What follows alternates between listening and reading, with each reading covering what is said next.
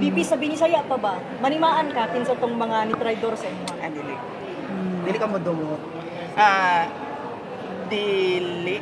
I don't take it personally. Kasi, para sa akin ba, yung ginawa nila sa akin, personal yun sa akin.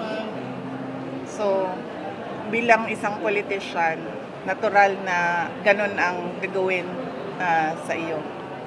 So, wala lang yan sa akin. Pero ang ginawa nila sa bayan, yung corruption at yung abuso nila, hindi yan personal sa akin.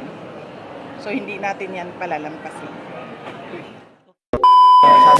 First off, I'd like to thank our friends from the media for your support to the OVP 90 years exhibit here in Davao City and the book signing of the OVP Coffee Table book, First in Line. This is our contribution to the celebration month of the Araw ng Davao. Okay, first question, Argel Relator, GMA, sir. Ma'am, sorry, nag-comment si Secretary Ombudsman Remulian. Sinasabi niya, ma'am, nagsimula daw yung maleta delivery sa time ni PRRD, ma'am. Your comment po. So for now, ang focus ng Inday Sara at ng Office of the Vice President is yung mga kailangan namin gawin para sa bayan. Tulad nito, we have an exhibit that showcases the former Vice Presidents and teaches the children about leadership and anong klaseng leadership ang pipiliin nila sa kanilang pagbabiyahe dito sa ating bayan.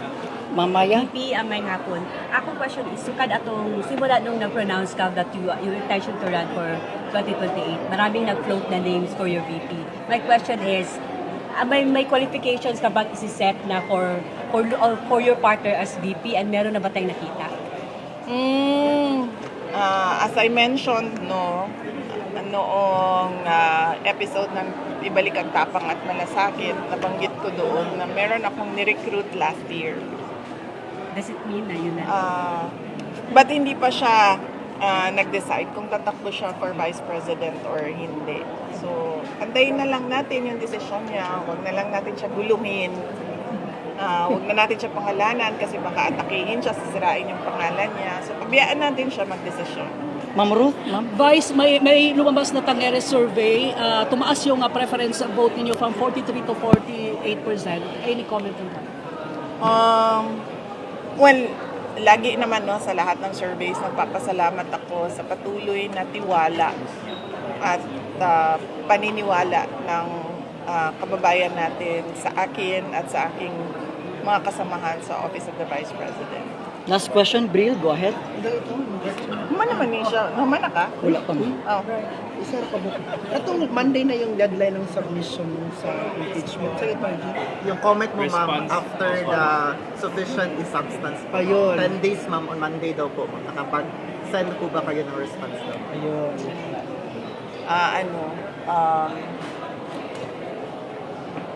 Attorney po. Please refer to. Kuan ka na hapit namang Monday, no? Mawato na to kung mag-file ko, dili. Antayin na. Oo. Antay na lang sila na mga tiga-House of Representatives. Vice, kalalabas ng balita, possible na i-exclude sa defensa panel yung si Munsayag, Attorney Munsayag at si Attorney Michael Powa. May conflict of interest. Yeah, may daw. conflict of interest daw. Kinuha mo Ngayon siya. ko lang narinig na yung respondent ay hindi pinapayagan kung sino ang kanyang lawyers. No? Ngayon lang ako nakarinig ng circumstance na hindi pinapayagan ang respondent kung sino ang pinipili niya na lawyer. So, antayin na lang natin kung ano mangyayari. BP, sa tingin mo, another round of maleta na po ba ito for against you? For the impeachment?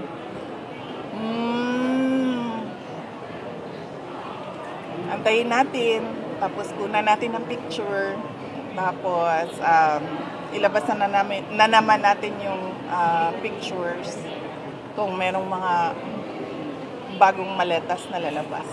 Last closing statement, ma'am. Magpapatuloy po ba yung libreng sakay natin sa OVP?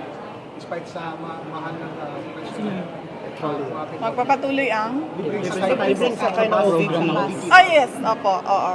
Oo, tutuloy yon dahil project na talaga yon ng Office of the Vice President. At actually nga nung nakita ko yung ABP kanina, nag-iisip ako paano pa kami makatulong sa mga tao, especially in their daily commute. VP, last from my end. Balikan ko yung sinabi ni PGMA kanina na yung pronouncement mo invites national reflection.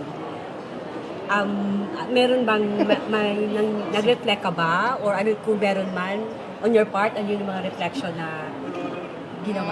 Ang pagkakaintindi ko kasi sa kanya, sa speech na kanina, is reflection on the part of the members of the House of Representatives, hindi sa akin. VP, sa lahat ng mga nangyayari, VP, how are you holding up? Oh, I'm okay. Thank you. How are you holding up? Umiyak siya. Ka lang. How are you move on daw? Paano mag-move on? Kuan siguro, prayers and meditation. Ay nga na. Wala pa din yung birthday ni PRD. Ano yung mga plans mo sa kanya? Events. Oh, andito ako kasi it's a araw ng Davao Parade. So, nandito ako sa Davao City Mag-join sa ka ng parade. birthday. You join the activities mo? Yes, as usual. VP si Attorney Guanzo nag-pronounce na tatakbong senator. May mga ano ba, may mga lumalapit na ba sa'yo na magpa-line up for your senatorial slate sa 2028? Meron. So how are you considering them, Vice? Allergic ako sa mga politiko ngayon. So, i-consider lang nila ako. So mga ilan sila VP na lumapit, including Attorney Guanzo? 4 na. VP, sabi ni Saya pa ba? Manimaan ka tin sa tong mga ni Tridor sa inyo. Adili. Dili ka mo dumot. Dili. I don't take it personally. Kasi, para sa akin ba, yung ginawa nila sa akin, personal yun sa akin. So, bilang isang politician, natural na ganun ang gagawin sa iyo. So, wala lang yan sa akin. Pero ang ginawa nila sa bayan, yung corruption at yung abuso nila, hindi yan personal sa akin. So, hindi natin yan palalampasin.